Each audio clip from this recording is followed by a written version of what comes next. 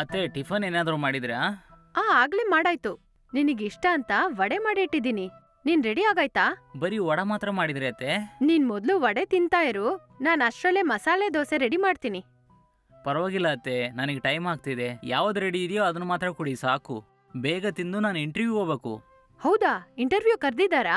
ಹೌದು ಅತ್ತೆ, ನಿನ್ನೆ ರಾತ್ರಿನೇ ನನಗೆ ಮೆಸೇಜ್ ಬಂತು. ನಿಮ್ಮ ಹತ್ರ ಹೇಳ್ಬೇಕು ಅನ್ಕೊಂಡೆ. ನಿನ್ನೆ ರಾತ್ರಿ ನೀವು ಚೆನ್ನಾಗಿ ನಿದ್ದೆ ಮಾಡ್ತಾ ಇದ್ರಿ. ಆ ಸಮಯದಲ್ಲಿ ಏನಕ್ಕೆ ಡಿಸ್ಟರ್ಬ್ ಮಾಡ್ಬೇಕಂತ ನಾನು ಸುಮ್ಮನೆ ಆಗ್ಬಿಟ್ಟೆ.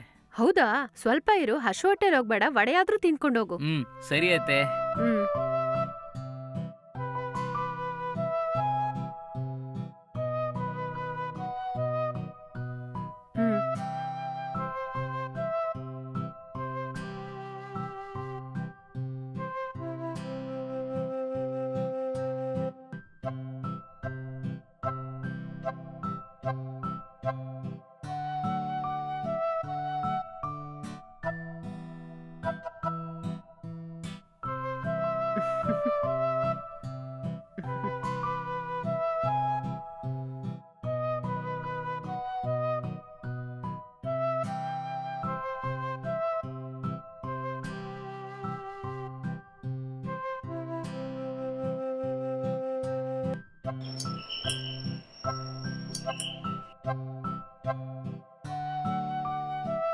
ಹಾ ಬಾರೋ. ಇಂಟರ್ವ್ಯೂಗೆ ಅಂತ ಹೋದ್ಯಲ್ಲ, ಏನಾಯ್ತು? ಅವ್ರು ಕೇಳಿರೋ ಪ್ರಶ್ನೆ ಎಲ್ಲದಕ್ಕೂ ನಾನು ಕರೆಕ್ಟಾಗಿ ಉತ್ತರ ಕೊಟ್ಟನೆ ಅತ್ತೆ. ಹಾಗಾದ್ರೆ ಖಂಡಿತ ಈ ಕೆಲಸ ನಿನಗೆ ಸಿಕ್ಕತ್ತೆ ಅಲ್ವಾ? ಸಿಗುತ್ತಾ ಸಿಗಲ್ವಾ ಅನ್ನೋದು ನನ್ನಿಂದ ಕರೆಕ್ಟಾಗಿ ಹೇಳಕ್ಕಾಗಲ್ಲ. ಹಾಗಿದ್ರೆ ನಾನು ಮಾಡ್ಬೇಕಾಗಿರೋ ಕೆಲಸ ಕರೆಕ್ಟಾಗೇ ಮಾಡಿದ್ದೀನಿ. ಹೌದಾ, ಓಕೆ ಸರಿ ಬಾ, ಟೈಮ್ ಆಯ್ತು, ಊಟ ಮಾಡು.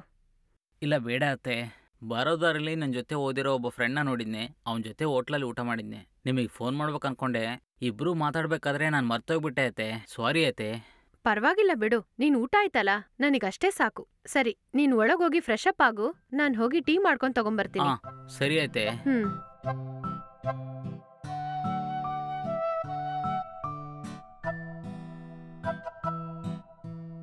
ತಗೋ, ಟೀ ಕುಡಿ.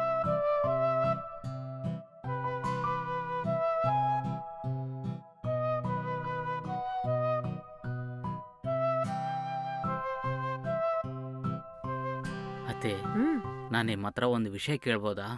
ಕೇಳಪ್ಪ. ಈ ಥರ ನಿಮ್ಮ ಹತ್ರ ಕೇಳೋದು ಸರಿಯಾ ತಪ್ಪಂತ ನನಗೆ ಗೊತ್ತಿಲ್ಲ. ನಾನು ಈ ಥರ ಕೇಳ್ತಾ ಇದ್ದೀನಂತ ನೀವು ತಪ್ಪಾಗಿ ಅನ್ಕೋಬೇಡಿ. ಪರವಾಗಿಲ್ಲ, ಅದೇನಂತ ಹೇಳು. ಮಾವ ನಿಮ್ಮನ್ನ ಒಂಟಿಯಾಗಿ ಬಿಟ್ಟೋಗಿ ಭಾಳ ವರ್ಷಗಳಾಯ್ತಲ್ವಾ? ಮಾವ ನಿಮ್ಮನ್ನ ಒಂಟಿಯಾಗಿ ಬಿಟ್ಟು ಹೋಗ್ಬೇಕಾದ್ರೆ ನಿಮಗೆ ತುಂಬಾ ಚಿಕ್ಕ ವಯಸ್ಸಾನೆ.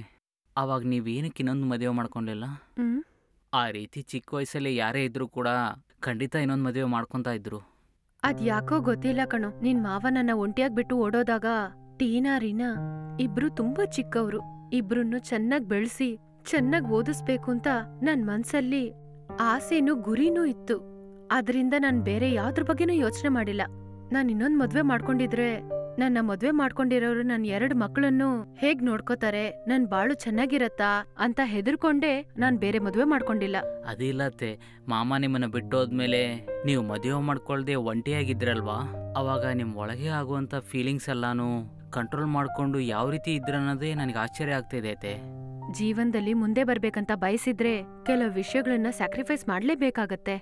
ಎಲ್ರಿಗೂ ಎಲ್ಲ ಸಿಗೋದಿಲ್ಲ, ಏನ್ ಸಿಗತ್ತೋ ಅದನ್ನ ಸ್ವೀಕರಿಸ್ಬೇಕು. ಕರೆಕ್ಟಾಗಿ ಹೇಳಿದ್ರತ್ತೆ.